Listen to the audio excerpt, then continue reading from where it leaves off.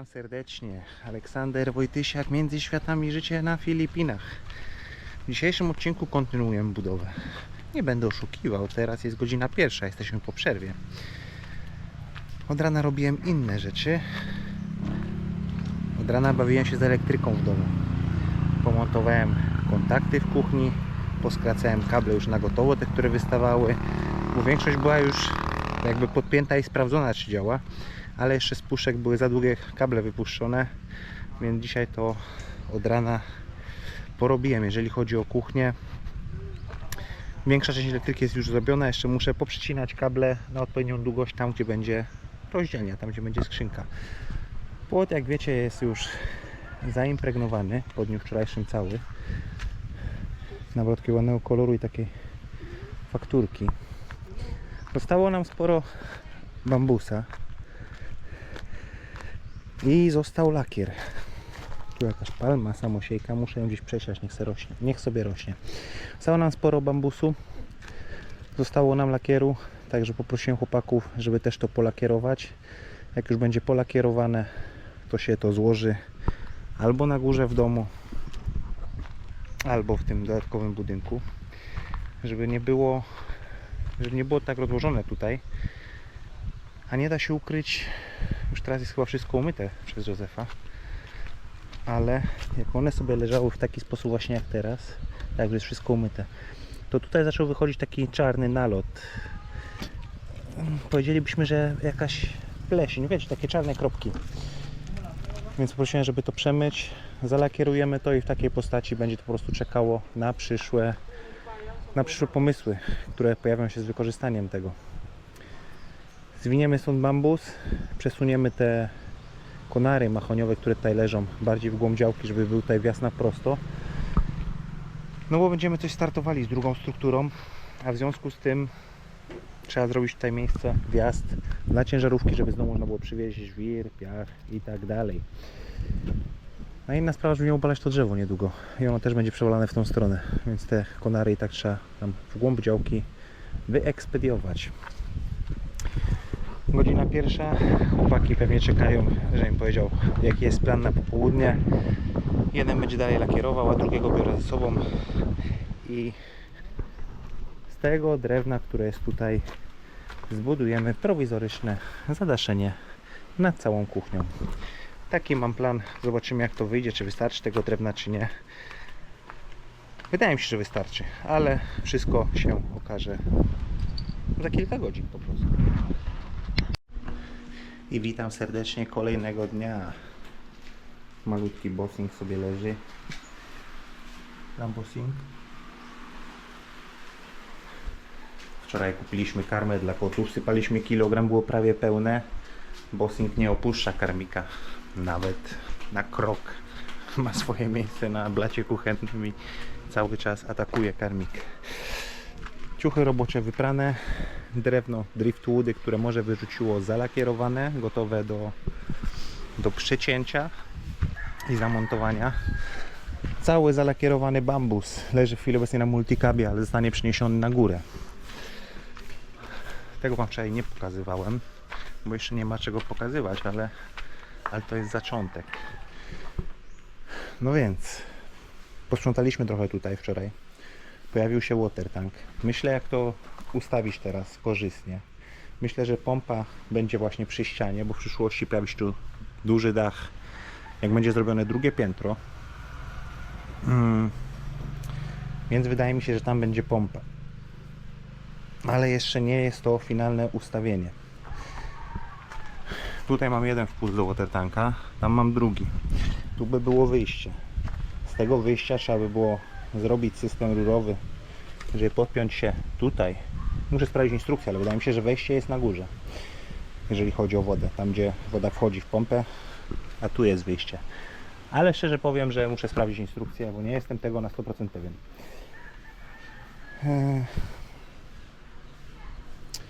Dzisiaj w planie mam pojechać do sklepu, kupić trochę więcej gadżetów do tych rurek, które tutaj mamy.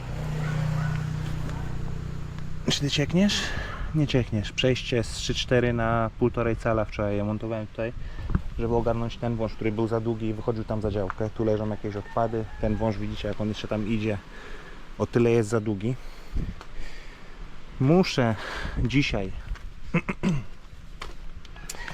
założyć ten trójnik tutaj, założyć zawór za trójnikiem i założyć zawór tutaj do góry, który może zamknąć, żeby w chwili obecnej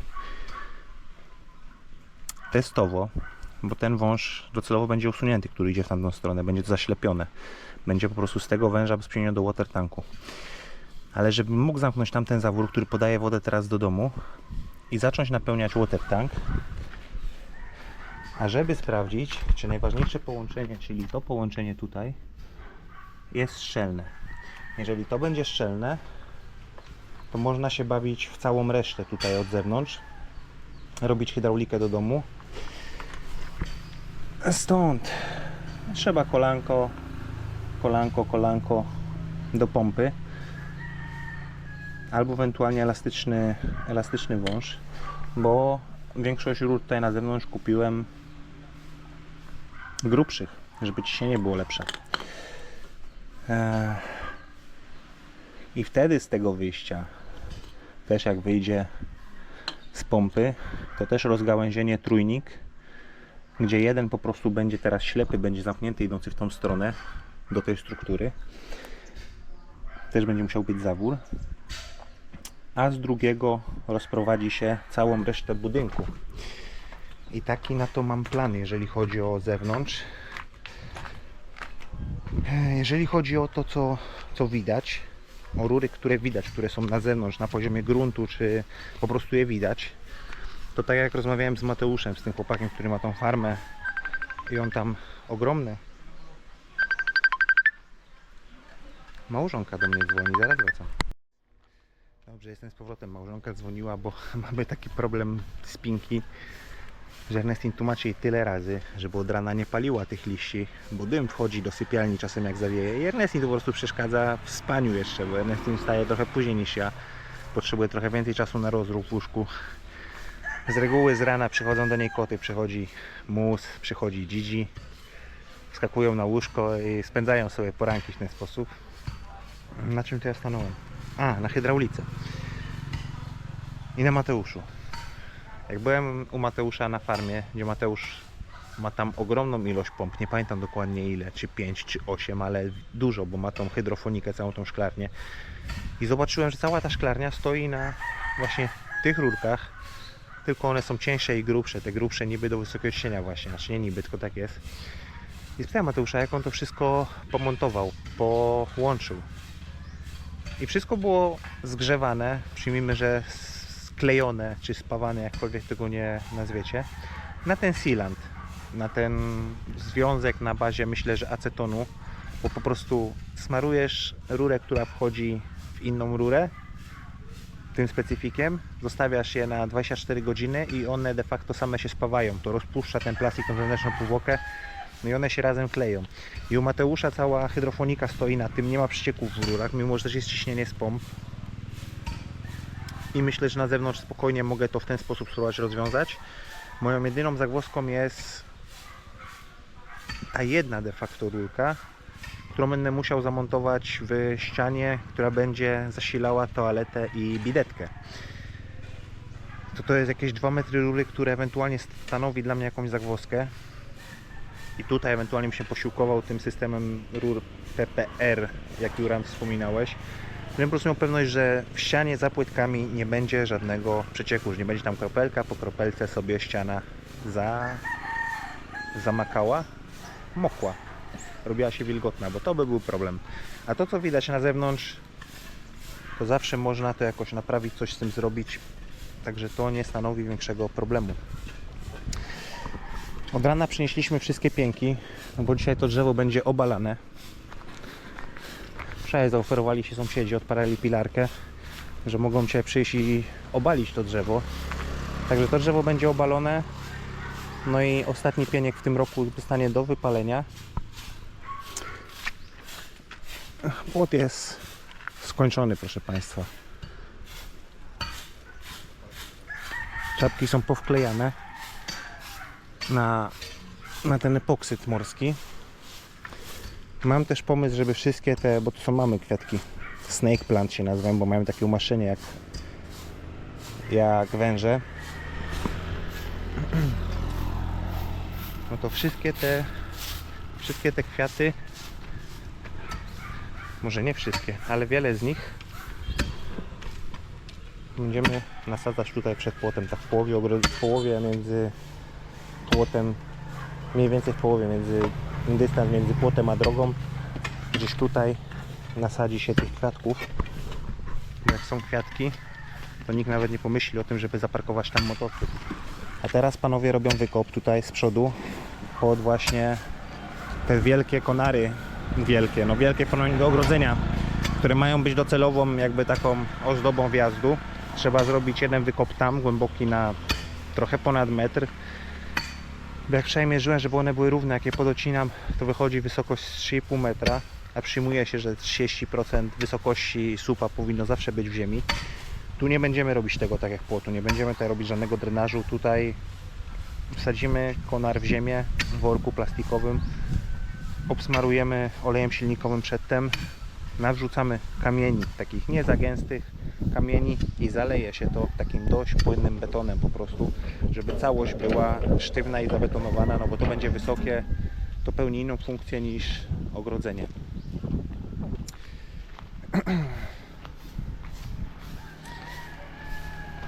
Zrobiliśmy dzisiaj miejsce, przynieśliśmy te konary, żeby można było wjechać ciężarówką z piachem, z żwirem i tak dalej. Myślę, że w przyszłym tygodniu chłopaki zaczną działać tutaj. Delikatnie z moją pomocą, bo ja będę miał co robić, jeżeli chodzi o łazienkę. Ale w przyszłym tygodniu zaczniemy, tak wychodzi po prostu z zakresu prac, które mamy. W przyszłym roku zaczniemy naprawiać to, co tutaj trzeba naprawić od zewnątrz. Pierwsze, na czym się skupimy, to będzie ta strona toaleta, to z zewnątrz. Zrobimy to z zewnątrz, na gotowo. Największy problem, jeżeli chodzi o zewnątrz, będzie tutaj z wejściem. Jak dla mnie. Rozbieramy do całej konstrukcji ten daszek z przodu, żeby zobaczyć, co ewentualnie tam możemy zrobić, żeby to wyglądało, żeby to było naprawione. Wyprostować to. Usunąć tą centralną kolumnę, która jest taka krzywa. Ona tutaj nic nie robi, ona nie ma sensu. To nie jest Norwegia, gdzie przychodzi ci nie wiadomo ile obciążenia, jeżeli chodzi o lód, o śnieg. Spokojnie na tych dwóch filarach lewo, prawo to ustoi. Prostowanie frontowej ściany, gdzie tutaj też są jakieś dziwne historie. Sami widzicie, że ten otwór drzwiowy, gdzie futrynę już nawet osadzili, to ta lewa strona futryny stoi pod kątem, nie wiem, 4 stopni, tak na oko, 3-4 stopnie. Ta prawa jest dość prosto, no ale drzwi mają kształt takiego bardziej trapezu niż prostokąta. Był tutaj duży otwór, zostawili taki duży otwór, było to nieprzemyślane. I tu jakieś dziwne historie tu porobili. Jak widzicie, tutaj jest jakiś kawałek playwooda. Nie murowali po prostu tego. Także wydaje mi się, że tą dziurę będzie trzeba walić na nowo, wstawić hollow bloki i zrobić docelowy otwór okienny. Ściana działowa do zburzenia, nowe murowania, jeżeli chodzi o hollow bloki. Cały sufit też będę optował za tym, żeby go rozebrać, chociaż Ernestie nie chciałaby go rozbierać, ale widzicie jaka tam jest szpara. Nie wiem, czemu on się porwał na taki sufit ozdobny, jeżeli nie miał o tym pojęcia. Jaka tam jest mała szpara w narożniku. Tu jest taka buła, robisz taki banan na łączeniu tych płyt i znowu jest mniejsza. Także to trzeba było naprostować. Trzeba będzie poskłuwać to, co wystaje w narożnikach, co im tak bardzo nie wyszło. Płytki do skucia. Nowa wylewka na podłodze, nowa wylewka na tarasie. Jeżeli uda się w tym sezonie doprowadzić to z zewnątrz, żeby to z zewnątrz wyglądało, otynkować to i położyć skimką, a może nawet zabielić, pomalować na biało, to już będzie całkowicie inny odbiór tej działki. No i dokończyć tą obróbkę decharską, ten dach, bo tam widzicie kawałek blachy wystaje. Tam kawałek brakuje.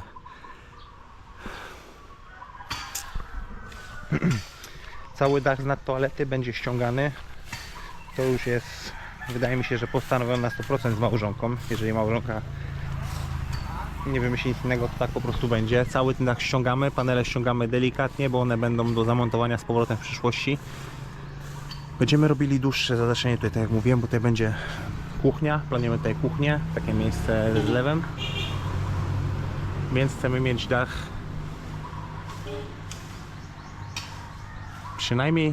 przynajmniej do kolumny.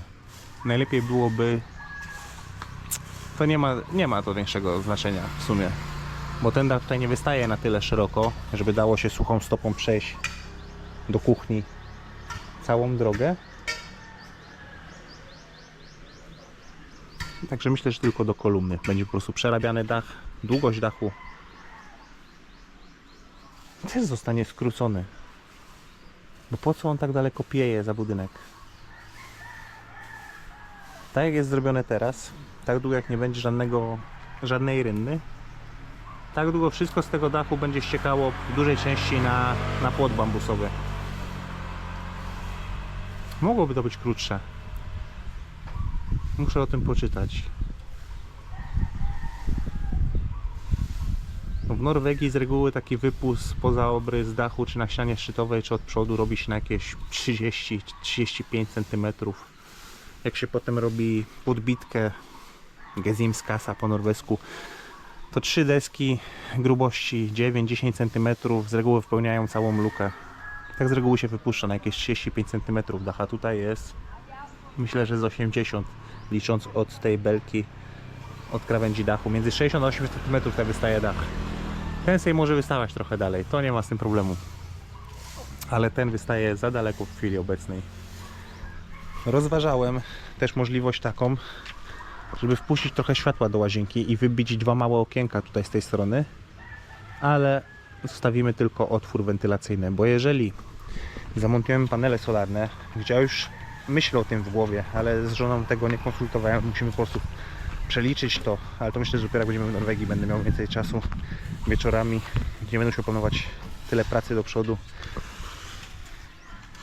że być może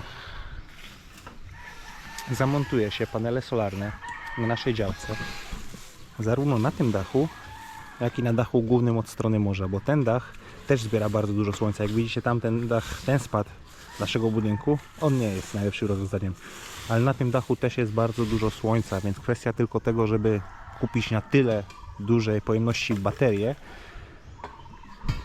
i mielibyśmy prądu taki zapas, że ojeja, że moglibyśmy go sprzedawać sąsiadom, rodzinie, jak kabel do Aldrina pociągnąć i sprzedawać prąd.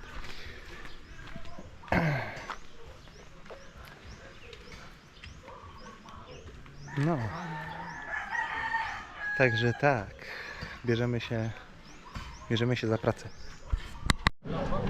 Dobrze, przed ten dzień, proszę Państwa, kiedy przerobiłem rureczki, tak jak powiedziałem, tak zrobiłem.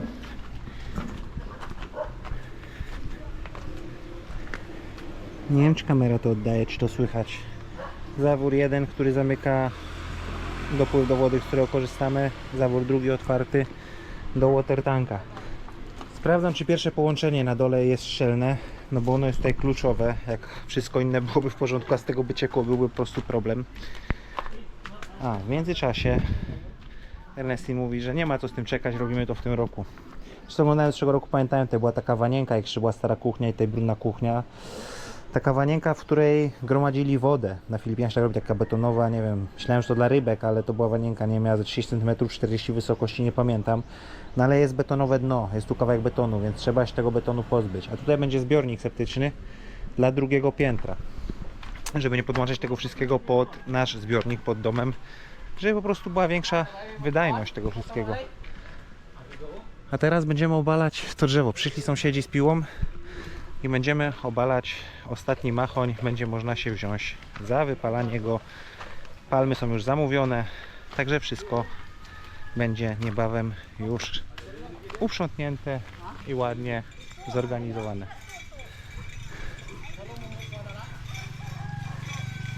O, nawet mają do drzewa przywiązane. Jak się to nazywa? Zapomniałem. żeby linę naciągać. No i za chwilę pozbędziemy się do tego drzewa. Miejmy nadzieję, że bez szkód o ogrodzenie, bo bym był bardzo rozczarowany, jakby się teraz coś z ogrodzeniem stało. Pierwsza część drzewa ścięta. To zdumiewające to jest. Ten facet jest starszy ode mnie. Nie wiem ile ma lat. Powiedział, że wygląda między na 45 a 50. A chodzi po tym drzewie tak zwinnie i tak sprawnie, dosłownie jak gekon. Teraz już chyba tylko druga część drzewa obcięcia piłą i obalenia je po prostu. Także tak. Ostatni machoń obalony. Zagradza teraz drogę, ale jest już obalony.